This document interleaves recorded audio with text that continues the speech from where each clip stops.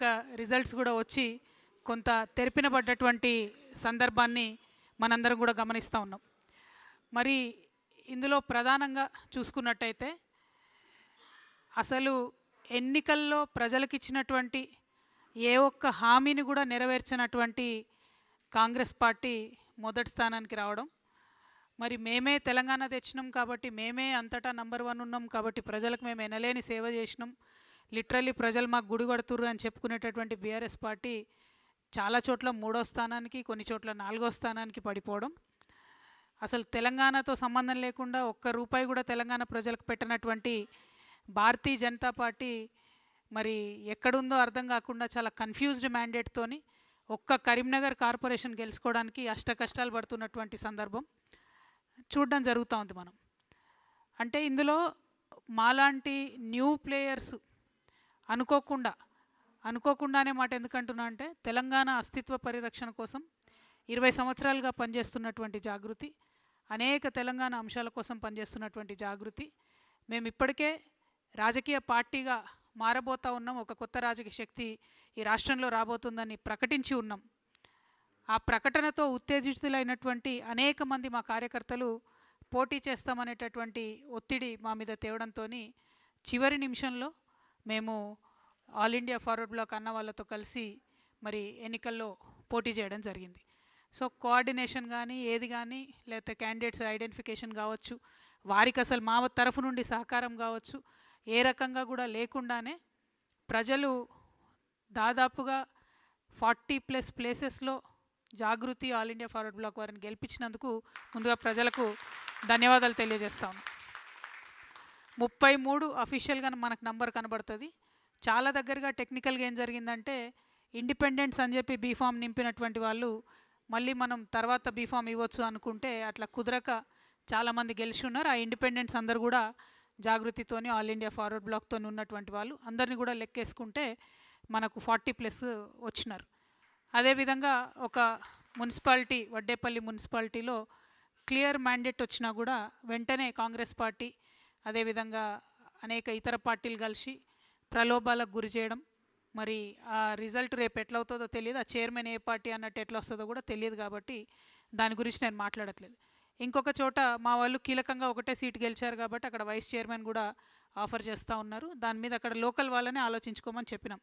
ఎందుకంటే 2-3 పార్టీలు ఆఫర్ చేస్తున్నాయి, వాళ్ళకు ఎవరితో వెళ్ళాలో లోకల్ వాళ్ళే డిసైడ్ చేసుకోవాలని చెప్పడం జరిగింది. సో అల్టిమేట్గా ఒక అబ్జర్వర్గా, ఒక తెలంగాణ ఆడబిడ్డగా ఈ ఎన్నికల వాతావరణం అంతా చూస్తే కూడా ఒక రకంగా బాధాకరంగా ఉంది. ఎందుకంటే ముఖ్యమంత్రి గారు పోయినసారి ఎన్నికలలోనే నేను చెప్పడం జరిగింది, మీరు కంప్లీట్గా చట్టాలను ఉల్లంఘించి ఎలక్షన్ కమిషన్ యొక్క అన్ని రకాలైనటువంటి పరిమితుల్ని అధిగమించి మీరు పంచాయతీలలో ఎన్నికలైనప్పుడేమో ప్రభుత్వ ఖర్చుతోని మున్సిపాలిటీలలో ప్రచారం చేస్తున్నారు, మున్సిపాలిటీలలో ఎన్నికలైనప్పుడేమో ప్రభుత్వ ఖర్చుతోని మీరు గ్రామాలలో ప్రచారం చేస్తున్నారు. ఏ రకంగా చూసినా మీరు అన్ని రకాలుగా రాజ్యాంగబద్ధమైనటువంటి చట్టాలన్నింటినీ అతిక్రమిస్తూ ఉన్నారు. దానికి ఎలక్షన్ కమిషన్ ఏమనట్లేదు, దానికి ప్రధాన ప్రతిపక్షం ఏమంటలేదు. అవి ఒక పక్కన పెడితే అసలు పట్టణాలలో కాంగ్రెస్ పార్టీ చేసిన అభివృద్ధి ఏంది అనే ప్రశ్న కూడా వేయడం లేదు. పైగా మున్సిపల్ శాఖ మంత్రిగా కేటీఆర్ గారే ఉన్నారు. అంతకుముందు నేను మున్సిపల్ శాఖ మంత్రిగా మొత్తం అన్ని మున్సిపాలిటీలని తీర్చిదిద్దినా అని చెప్పినటువంటి కేటీఆర్ గారు మరి అలా 16 స్థానాలు వచ్చినా 17 స్థానాలు రాగానే మాకు ఈ మాత్రం వచ్చుడే ఎక్కువ, ఆనాడైతే కాంగ్రెస్కి అది కూడా రాకుండా చేసినాం మేము అని చెప్పి ఆయన చెప్తా ఉన్నారు. అంటే ఒక విచిత్రమైన స్థితి ఈ రాష్ట్రంలో నెలకొన్నది. డెఫినెట్గా ఈ రాష్ట్రంలో ప్రజలు మాలాగా కొత్తగా ఒక మంచి ఎజెండాతో వచ్చే వాళ్ళకు స్వాగతిస్తారనేటటువంటి విషయాన్ని నిన్నటి ఎన్నికల ఫలితాలు రుజువు చేసినాయని చెప్పి నేను బలంగా నమ్ముతా ఉన్నా. At the same time Congress party గౌరవ ముఖ్యమంత్రి గారు నిన్న మాట్లాడుకుంటూ నేనే రాజు నేనే మంత్రి అనేటటువంటి మాట మాట్లాడినారు. అంతేకాకుండా నేను 10.5 సంవత్సరాలు నేనే ముఖ్యమంత్రిగా ఉంటా, నాకు ఒక 6 నెలలు బోనస్ వస్తుంది అంటున్నాను. 6 నెలలు మీకు బోనస్ వచ్చడమో కానీ రైతులు బోనస్ రాక ఏడుస్తున్నారు అక్కడ. ఆ ముచ్చట మాట్లాడండి ముఖ్యమంత్రి గారు మీరు. ఇంకో పక్కనేమో రాజగోపాల్ రెడ్డి గారు మంత్రి పదవి ఇస్తావా లేకపోతే ముఖ్యమంత్రి పదవి గుంజుకోవా అని ఆయన సవాల్ చేస్తుండు, బస్తీ మీద సవాలని. ముందు ఆ పనులు చూసుకోండి మీరు. ఈ రెండిటికన్నా ముఖ్యమైనది ఏంటంటే మీరు ప్రజలకు ఇచ్చినటువంటి వాగ్దానాన్ని దయచేసి దృష్టి పెట్టండి. బీఆర్ఎస్ పార్టీ అట్టర్గా ఫెయిల్ అయింది కాంగ్రెస్ పార్టీ యొక్క తప్పుల్ని ఎక్స్పోజ్ చేయడంలో. అందుకే కాంగ్రెస్ పార్టీకి ఈ మున్సిపాలిటీస్లో బెటర్ రిజల్ట్ వచ్చిందని నేను అనుకుంటా ఉన్నా. లేకపోతే ప్రజలు మాత్రం ఆల్టర్నేట్ లేక వేసిరు తప్పితే ఉండి కాదు. ఇక సరే మనం రాజకీయ శక్తిగా వస్తామనగానే బీఆర్ఎస్ పార్టీ నుండి అనేక మంది సోషల్ మీడియాలో కావచ్చు, ఇంకో చోట కావచ్చు, రకరకాలుగా ట్రోలింగ్ చేస్తూ ఉన్నారు. వాళ్ళందరికీ నేను ఒకటే మాట చెప్తా ఉన్నా, ఎట్ సిర్ఫ్ ట్రైలర్ है, पिक्चर बाकी है. సో సో సో ఇప్పుడే ఇప్పుడే ఇప్పుడే తొందరపడి మాట జారకండి, కారు కూతలు కుయ్యకండి. ఇప్పటికన్నా సరిదిద్దుకోండి. ఉద్యమకారులను పట్టించుకోలేదు. వాళ్ళ పక్షాన్ని నేను మాట్లాడితే ఎటువంటి తట్టు నా మీద మాట్లాడుతూ ఉన్నారు. మీరు పట్టించుకోకపోగా కాంగ్రెస్ ఇస్తానన్న వాగ్దానాలు నెరవేర్చడం కోసం నేను మాట్లాడితే ఉల్టా నా మీద మాట్లాడితే ఏమవుతుందంటే గిట్లనే అవుతుంది రిజల్ట్. కాబట్టి సరి చేసుకోండి, మీ పద్ధతులు సరి చేసుకోండి, ఆరోగ్యన్స్ తగ్గించుకోండి, ప్రజల మధ్యలో ఉండే ప్రయత్నం చేయండి.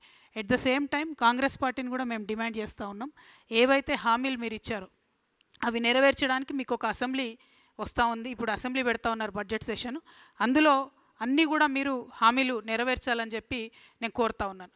ఇంకొక విచిత్రమైన పరిస్థితిని మనం గమనించాం. ఇక్కడ ఒక్కొక్క మున్సిపాలిటీలో ఒక్కొక్క రకమైన పొత్తు, కానీ మేజర్ మున్సిపాలిటీల్లో మాత్రం నార్త్ మొత్తంలో కూడా బీజేపీ బీఆర్ఎస్ అన్నట్టుగా కనబడుతూ వచ్చింది. సౌత్ మొత్తం కాంగ్రెస్ ఎక్కువ కనబడ్డది. నేను ఇదివరకు కూడా చెప్తూ వచ్చిన నా పొలిటికల్ అబ్జర్వేషన్ ప్రకారం బీజేపీ బీఆర్ఎస్ పొత్తుకు ఇది తొలి మెట్టుగా నేను భావిస్తూ ఉన్నా.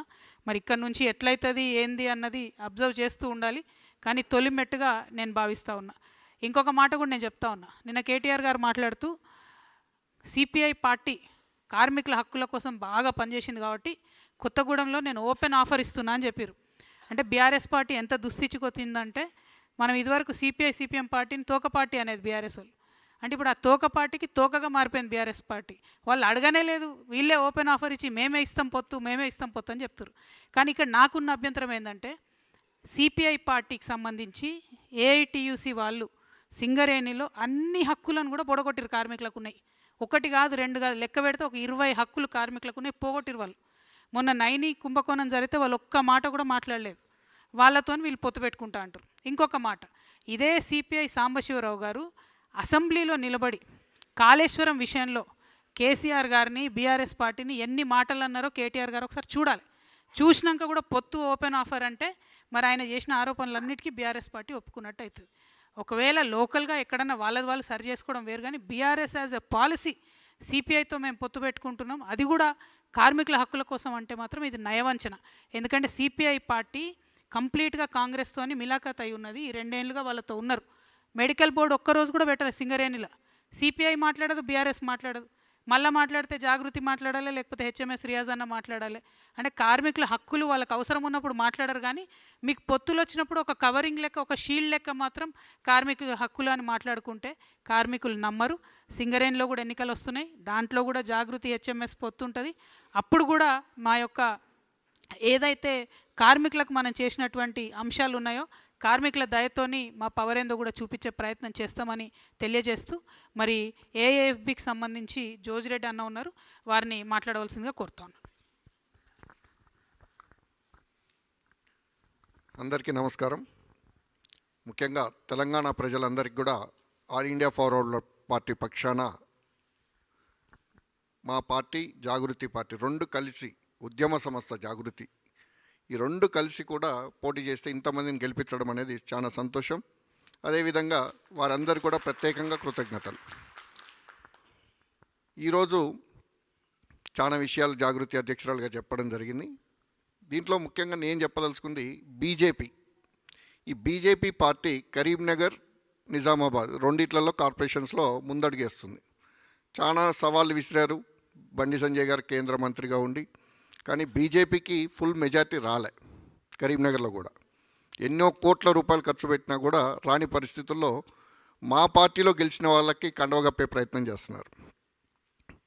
అంటే ఇన్ని రోజులు బీఆర్ఎస్ వాళ్ళని కాంగ్రెస్ వాళ్ళు తీసుకున్నారని, మీరు పార్టీలే కాదని, విఘ్నత లేదని అన్ని రకాలుగా మాట్లాడిన బండి సంజయ్ గారు ఇవాళ రాత్రిపూట వాళ్ళ దగ్గరికి పోయి బెదిరించి నయా భయాన్ అన్ని ఒప్పందాలు చేసుకొని ఒకరికి కండువ కప్పడం జరిగింది బెదిరించి. అంటే రాజకీయ విలువలు ఎక్కడున్నాయనేది మనం గమనించాల్సిన అవసరం. బీజేపీ అనేది లేదనేది నా ఉద్దేశం. ఈరోజు మోడీ, అమిత్ షా పార్టీ మాత్రమే ఉంది. బీజేపీకి కొన్ని సిద్ధాంతాలు ఉన్నాయి, అవన్నీ విస్మరించి ఇవాళ రాజకీయంగా వాళ్ళు పూర్తిగా ఫాల్ డౌన్ అయిపోయినారు. ఇవాళ బండి సంజయ్ గారు చేసింది ఒక్కటి కూడా గెలవలే. హుజరాబాద్, జమ్మికుంట, హుస్నాబాద్, సిరిసిల్ల, వెమ్లవాడ ఆయన పరిధిలో ఉన్న దాంట్లో ఒక్క మున్సిపాలిటీ కూడా గెలవలేని పరిస్థితుల్లో 30 వచ్చినాయని చెప్పేసి మిగతా పార్టీలను తీసుకొని గెలవాలని ప్రయత్నం చేస్తున్నారు. ఇంకా కొంతమంది కొన్ని అనుమానాలు. Jagruthi and all India forward bloc రెండు కలిసే పనిచేస్తున్నాయి, చేయబోతున్నాయి. అంతేకాదు ఈరోజు చాలామంది మీడియా వాళ్ళు కొద్దిగా కన్ఫ్యూజన్ క్రియేట్ చేశారు ఒక ఇష్యూలో. అది వడ్డపల్లిలో జరిగిన విషయం కూడా క్లారిటీ ఇవ్వదలుచుకున్నా. నిన్న కూడా నేను క్లారిటీ ఇచ్చాను, ఇప్పుడు కూడా ఇస్తున్నాను. జాగృతి అనే ఉద్యమకారుల సంస్థతోటి ఆల్ ఇండియా ఫార్వర్డ్ బ్లాక్ కలిసి పనిచేస్తుంది. అందులో భాగంగా ఏది గెలిచినా ఇద్దరం గెలిచినట్టే, ఈ రెండు కూడా కలిపి గెలిచినట్టే తప్ప ఇంకొకటి కాదు. All India forward Bloc party అంటే చాలామంది నిన్న బండి సంజయ్ గారు ఒక స్టేట్మెంట్ ఇస్తున్నారు. ఆయన ఒక కేంద్ర మంత్రి, ఇండిపెండెంట్స్ అంట వాళ్ళు. ఆయన పుట్టకముందు, బీజేపీ అనే పార్టీ పుట్టకముందు 1939లో నేతాజీ సుభాష్ చంద్రబోస్ స్థాపించిన పార్టీ అది తెలుసుకోవాలి ఫస్ట్.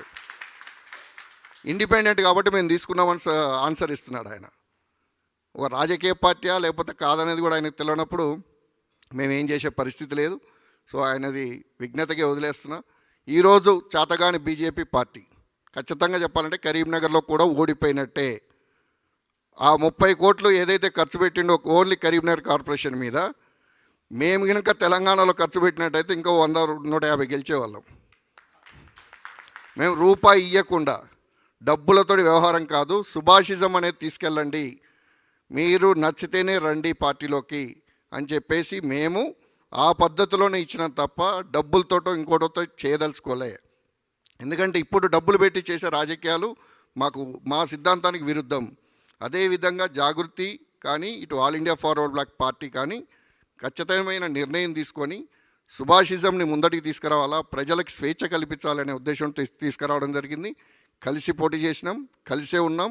మీడియా వాళ్ళు దయచేసి ఒక్కటి ఇష్యూడ్ పట్టుకొని కన్ఫ్యూజ్ చేయాల్సిన అవసరం లేదు. ప్రజలందరూ కూడా ఒకటే విన్నపం, జాగృతి ఉద్యమకారుల సంస్థ, ఉద్యమకారులుగా పనిచేసిన వాళ్ళు, నష్టపోయిన వాళ్ళకి మా సపోర్టు 100% మేము సపోర్ట్ ఇచ్చినాం, మా బీఫామ్ ఇచ్చినాం, మేము ఇద్దరం కలిసి గెలిపించుకున్నాం. Thank you.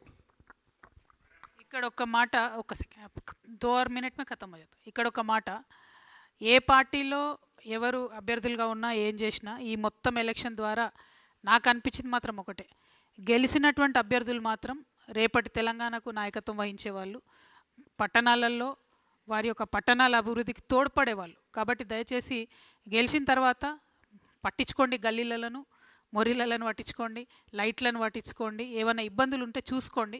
ఆ పార్టీల మాయల పడి మీరు ప్రజాసేవ మరొకండి. ఎందుకంటే నేను ఎలక్షన్ ముందు కూడా అప్పీల్ చేయడం జరిగింది, యువమిత్రులు మీరు ఎక్స్పెరిమెంట్ చేయదలుచుకుంటే మున్సిపాలిటీస్ కానీ రేపు రాబోయే జెడ్పీటీసీ ఎంపీటీసీలు కానీ మంచి ఎంట్రీ. మీకు పాలిటిక్స్ అంటే ఏంది, ఒక ఫామ్ నింపడం దగ్గర నుంచి మొదలు పెడితే పోటీ చేస్తే ఎవరు ఎన్ని రకాలుగా ఇబ్బంది పెడతారు, ఎవరు ఎన్ని రకాలుగా డిమాండ్స్ ముందట పెడతారు అనే విషయం తెలిస్తేనే పాలిటిక్స్లో రాటు తేలొచ్చు. కాబట్టి ఆ ప్రయత్నం చేయవలసిందిగా మళ్ళొకసారి నేను యువమిత్రులు కోరుతా ఉన్నాను. ఎట్ ద సేమ్ టైం మా కోల్బెల్ట్ ఏరియాలో మంచి రిజల్ట్ రావడానికి కృషి చేసినటువంటి హెచ్ఎంఎస్ రియాజ్ అన్న గారిని మాట్లాడవలసింది కోరుతాం. అందరికీ నమస్కారం. ఉత్తర తెలంగాణలో సిపిఐ కంప్లీట్ కొలాప్స్ అయిపోయింది, ఎక్కడ రాలేదు. బీజేపీ గల్లీ ఎన్నికల్లో ఢిల్లీ లీడర్లు వచ్చిన గోదావరి ఖనికి ఎవరు, బండి సంజయ్ గారు, కోల్ మినిస్టర్ కిషన్ రెడ్డి గారు ఒకే ఒక సీటు గెలిచిండ్రు. జాగృతి, ఫార్వర్డ్ బ్లాక్, హెచ్ఎంఎస్ ముగ్గురం కలిసి 34 పోటీ చేసినాం, 6 గెలిచినాం. 8లో 2, 3, 5 తోటి ఓడిపోయినాం.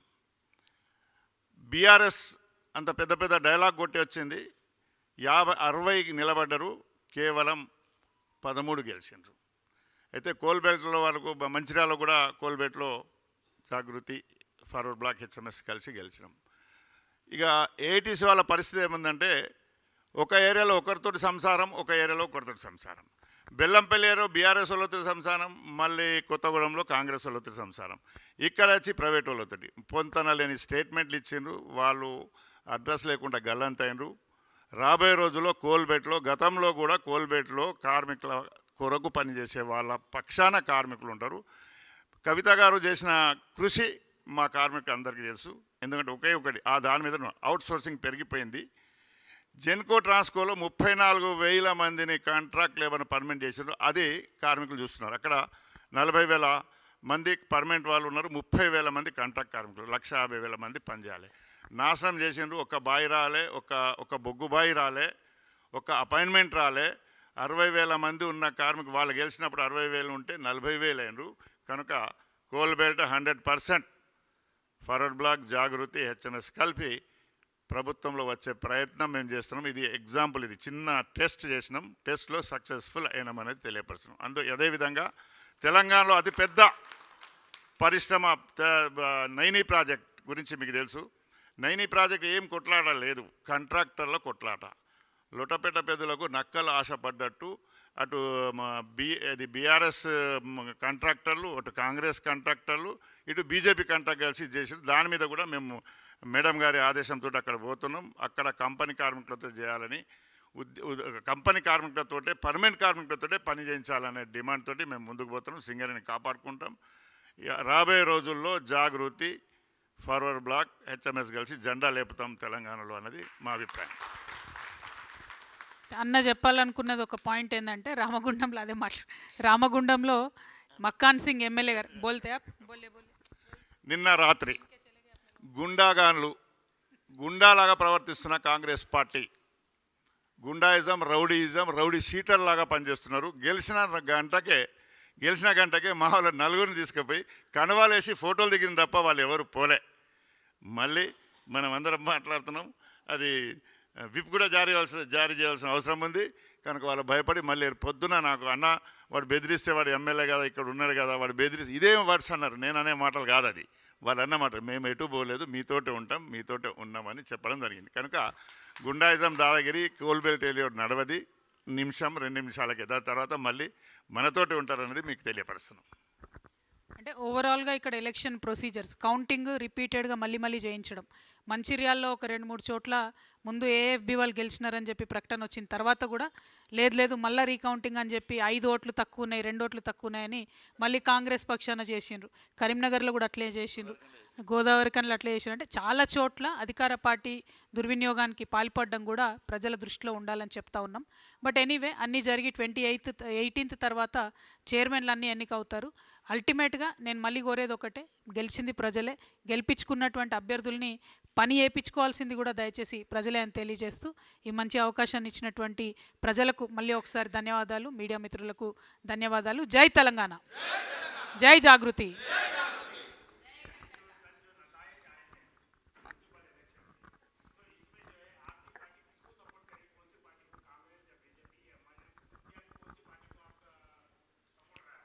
हमारा सपोर्ट एक नारायणपेट में ज़रूरत पड़ रहा ना उन्होंने, क्योंकि दोनों आधा जीते, हमारे एक कैंडिडेट जीते, तो उनको लोकल वालों पे छोड़ दिया ना. लोकल जो पार्टी को सपोर्ट करना चाहते, लोकल लीडरशिप वहाँ सपोर्ट करते. और बाकी जहाँ हम लोग जीते वहाँ पे एक फुल म्यूनसिपैलिटी जीते, वो सारे लोगों को डरा के कांग्रेस वाले लेके गए. देखेंगे कैसे होता, 18 तारीख तक क्या होता देखेंगे. और हर जगह जहाँ 4, 5, 3, 2 जीते, जहाँ ज़रूरत पड़ी हमारे लोकल टीम्स वो डिसीजन लेते, हम यूनिवर्सल डिसीजन नहीं लेते. क्योंकि ये पूरा फ्रैक्चर्ड मैंडेट है, पूरे तेलंगाना में आधा अधूरा मैंडेट दिया जनता ने. तो क्योंकि उनको किसी भी पार्टी के ऊपर भरपूर भरोसा नहीं है, ये बात तो पता चल रहा है. तो हम भी यही बोलना चाहते हैं आवाम से कि आने वाले दिनों में तेलंगाना जागृति, all India forward block, HMS, हम सब लोग मिलके एक नया दौर शुरू करेंगे. एक नए तरीके के सियासत इस स्टेट में दिखाएंगे. हमें जैसा आपने इस इलेक्शन में कड़ा किया, मजबूत किया, आगे चल के भी आपका सपोर्ट हम मांगते हैं. Thank you. जय तेलंगाना.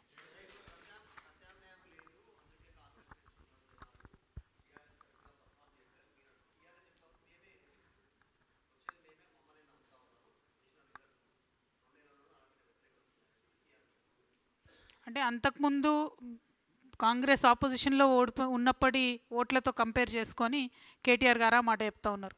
అప్పుడైతే వాళ్ళకి 5% కూడా రాలే, మాకు ఇప్పుడు కనీసం 16 మున్సిపాలిటీలు వచ్చినాయని చెప్తా ఉన్నారు.